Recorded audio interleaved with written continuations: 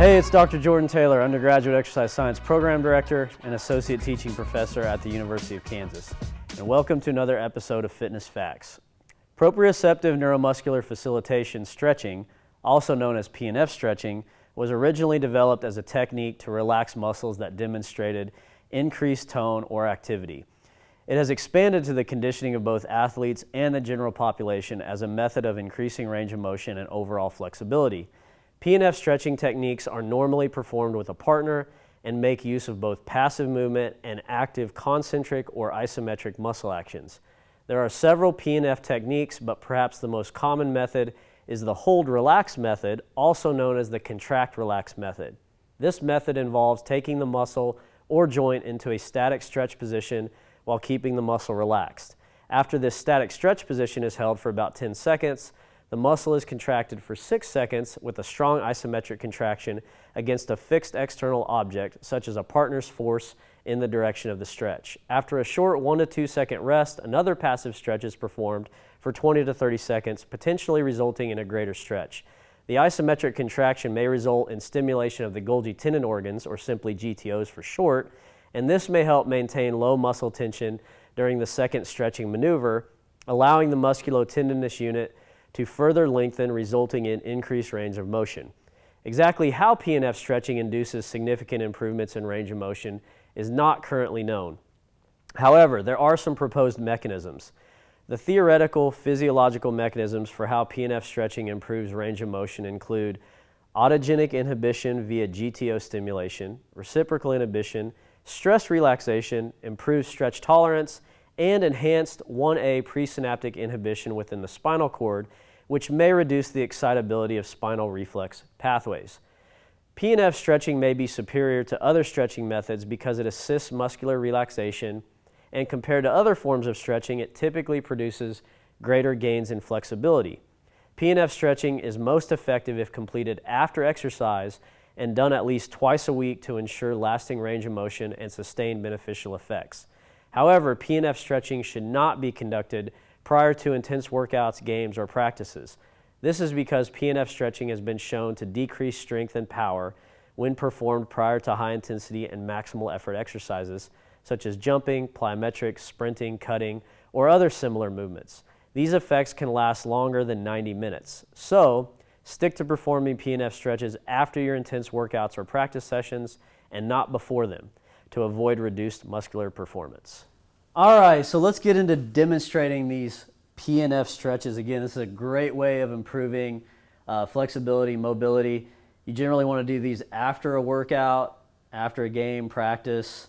Don't do them before because it can actually reduce muscle force production and power because your muscles are going to feel like noodles when you're done with this. Or maybe it's a day that you're not training, but you just want to do some stretching, so it's like a rest day.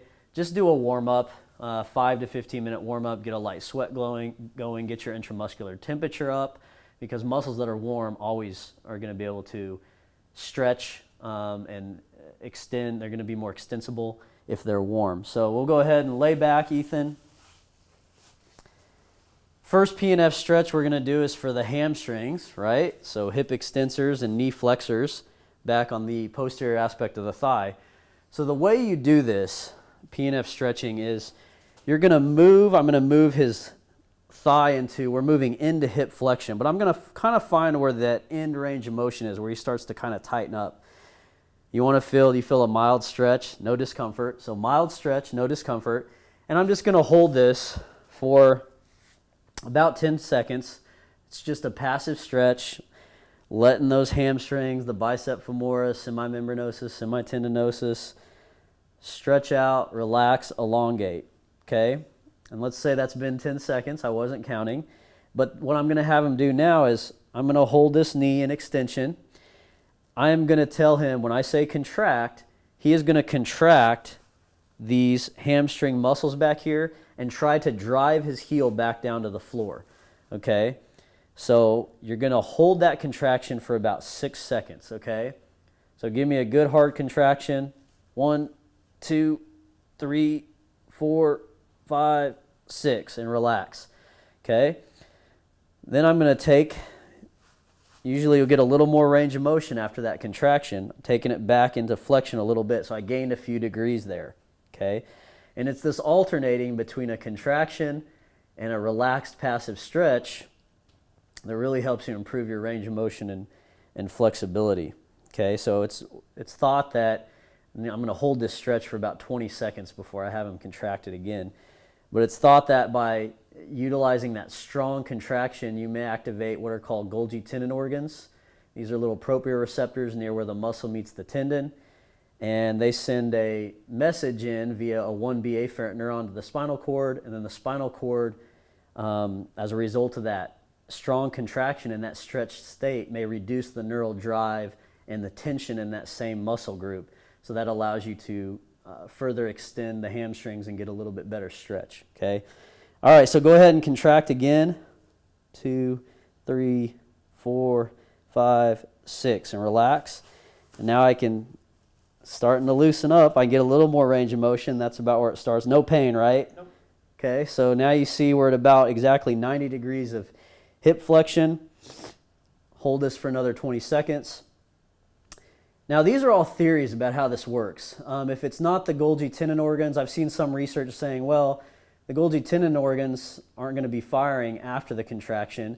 It may be due to neurological mechanisms in the spinal cord. So there are neurons that are involved in what's called pre-synaptic inhibition in the spinal cord, and they may inhibit neurotransmitter release from what are called 1A afferent neurons that are coming from these muscles that are being stretched. And by inhibiting the release of neurotransmitter from those neurons in the spinal cord, those neurons coming in from this stretched muscle, that may then reduce the neural drive via motor neurons back out to this muscle and cause it to be in a more relaxed state, basically inhibiting the stretch reflex. Okay, so it may be something occurring in the spinal cord.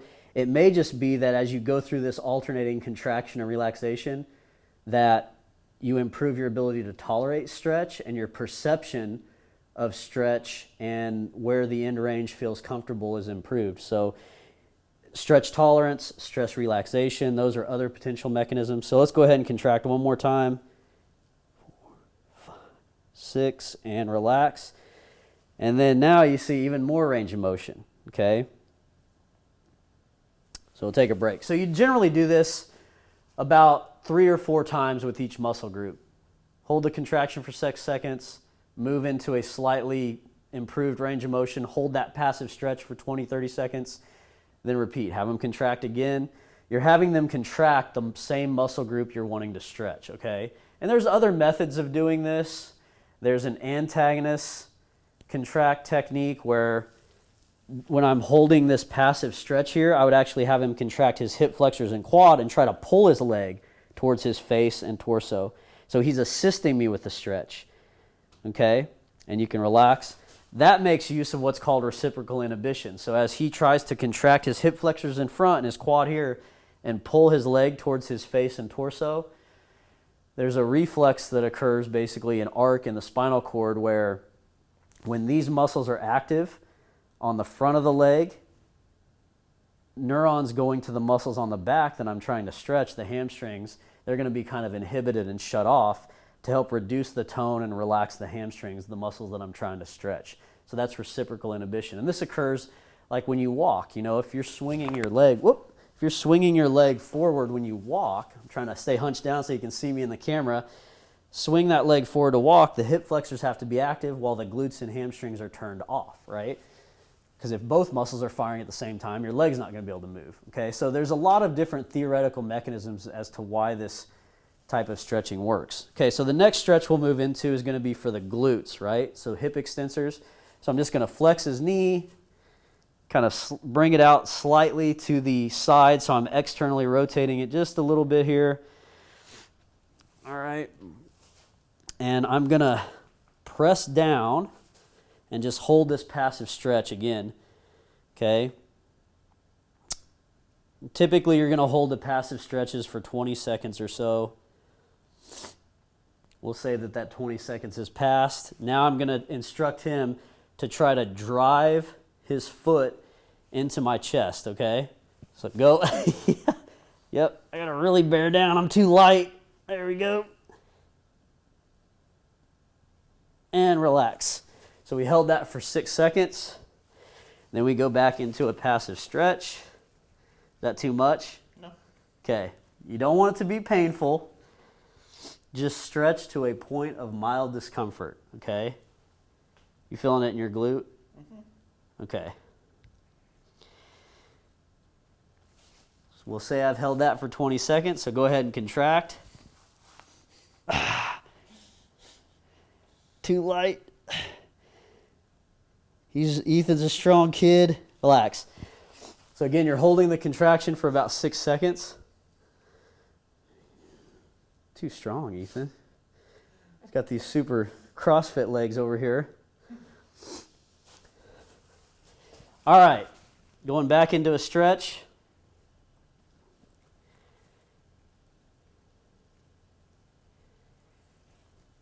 Again, holding this for 20 seconds. And go ahead and contract. And relax.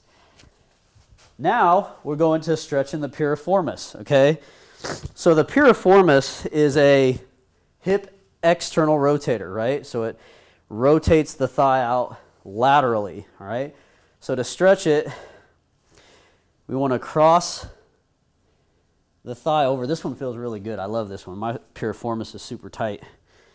But we're going to adduct, bring this leg, this thigh across. Yours is tight.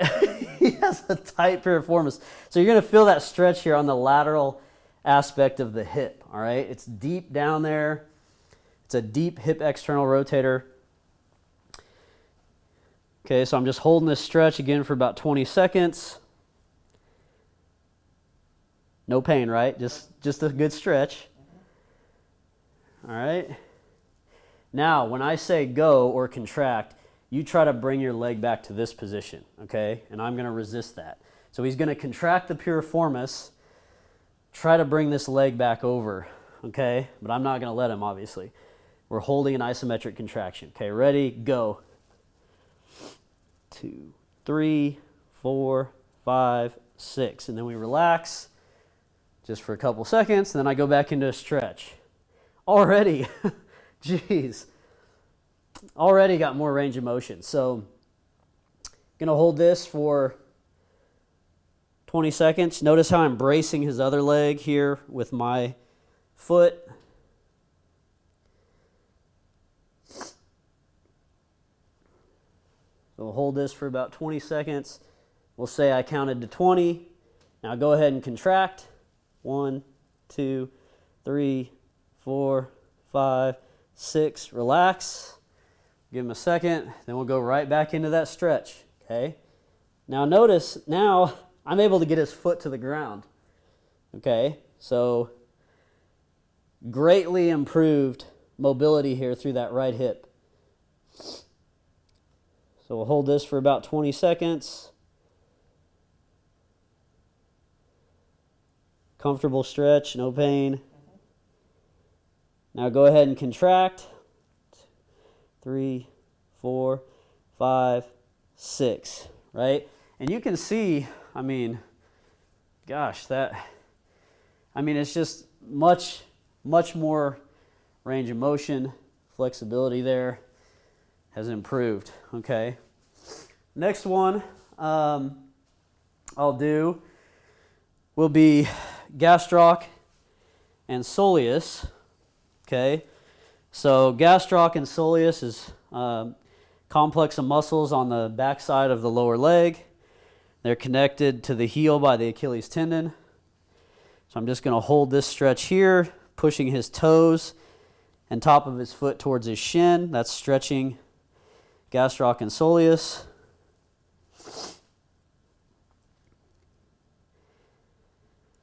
So we'll hold that for 20. And then when I say go, he's going to contract the gastroc and soleus and basically try to push on the gas pedal. He's going to move into plantar flexion is what he's trying to go into. Okay? So ready, go.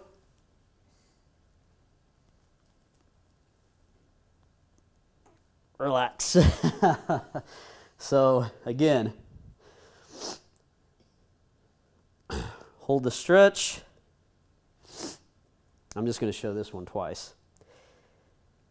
We would hold this for 20 seconds. Now again, go ahead and contract. 2, 3, 4, 5, 6. Okay.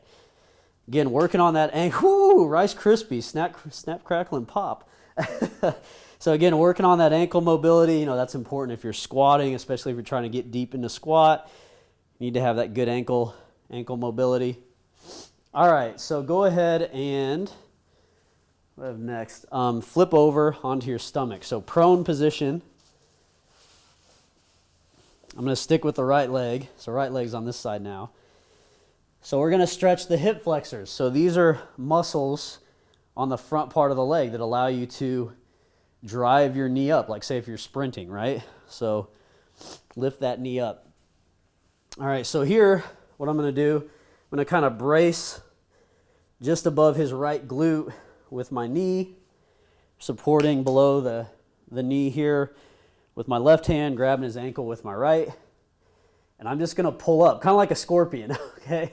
So got this leg pulled off the ground. That's stretching the hip flexor in the front of his right hip. Okay, so I'll hold that for 20.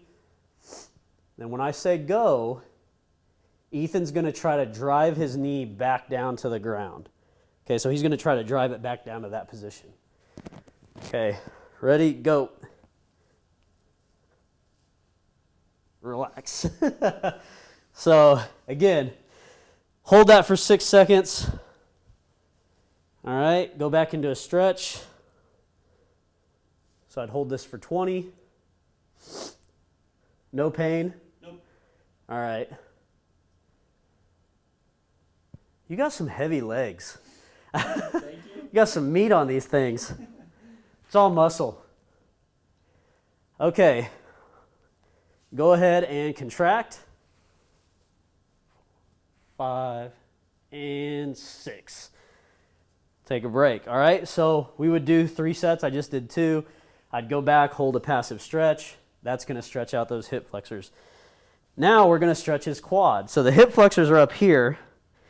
Quadriceps down here on the front part of the thigh. Okay? So this is, you got tight quads. Stretching right there. Yep. So again, I'm just moving his knee into flexion. That's stretching the extensors. The knee extensors are the quadriceps muscle group. So those muscles on the front of the thigh, rectus femoris, vastus medialis, vastus intermedius, vastus lateralis, their function is to extend the knee. So if you want to stretch them, you've got to put the knee into flexion as it is here. And then what I'm going to do is resist. So go ahead and contract. 5, 6. Okay, and then we relax, go back into a stretch. Should start seeing this heel come closer to his butt. Those quadriceps are going to start reducing their tone, and he's going to get a little bit more range of motion here.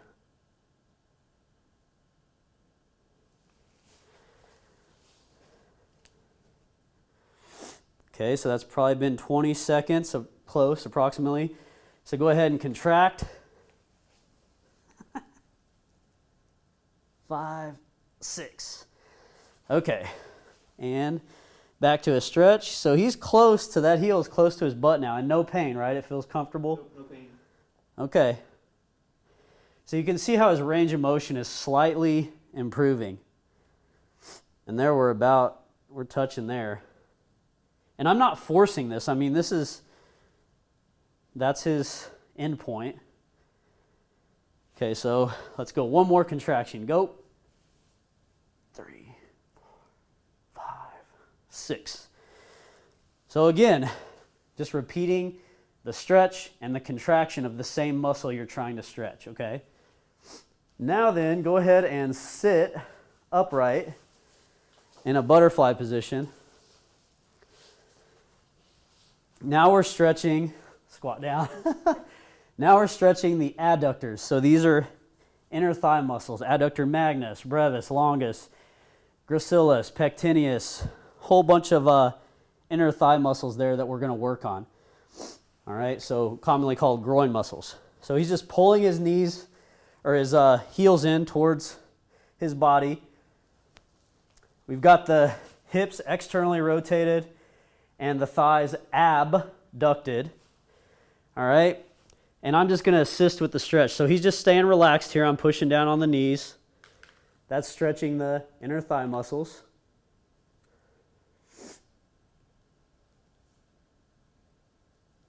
All right, and then he's going to try to basically clap his knees together. So he's going to try to bring those in. Okay, so he's going to go ahead and contract his adductors. And I'm resisting. And relax. Okay. Got strong adductors too. Ethan's just strong. So we'll hold this 20 seconds. He's relaxing. It's just a passive stretch now. As I sniffle.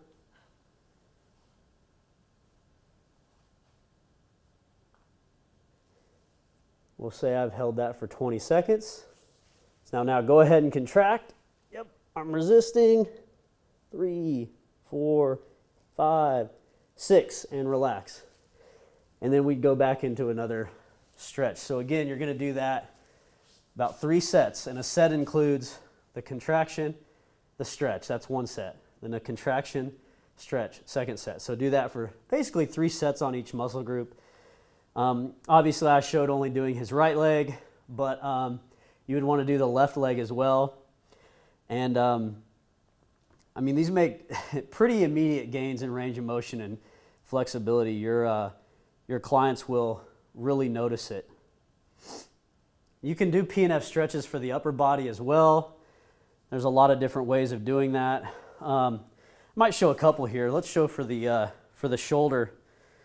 So a lot of people have poor shoulder mobility, especially like with their internal and their external rotation. So if we want to stretch the internal rotators, which is primarily is the subscapularis, also the anterior delt is involved in some of that, but we want to bring the shoulder joint into external rotation. So the ball is rotating externally back when I'm bringing his arm back like this, okay? So I'm going to hold that for 20 seconds, and then when I say contract, I want you to rotate the arm down, basically like you're throwing a baseball, right? Like you're trying to rotate into internal rotation, okay? So I'm holding that for 20 seconds. And just use the rotator. Don't think of contracting your pec. All right, ready, go. 3, 4, 5, 6. Relax. So then I go back again, stretching. So sit up nice and tall. There you go. So I'll hold this for 20. No pain, right? Just a good stretch. Can you feel that subscapularis stretching? All right, now go ahead and contract. 4, 5, 6. Relax. And then again, I would do another stretch, another contraction, 3 sets. So that's stretching the subscapularis, which is an internal rotator, right? So if you think about accelerating a baseball, going into internal rotation, that's what that subscapularis does at the shoulder. Now we want to stretch the external rotators. So the external rotators are kind of back here on the back side. They rotate the shoulder like if you're going to cock your arm to throw. They rotate it back externally. And the main external rotators are the teres minor and infraspinatus. And the way we stretch the external rotators is you have to lengthen them by putting the shoulder into internal rotation.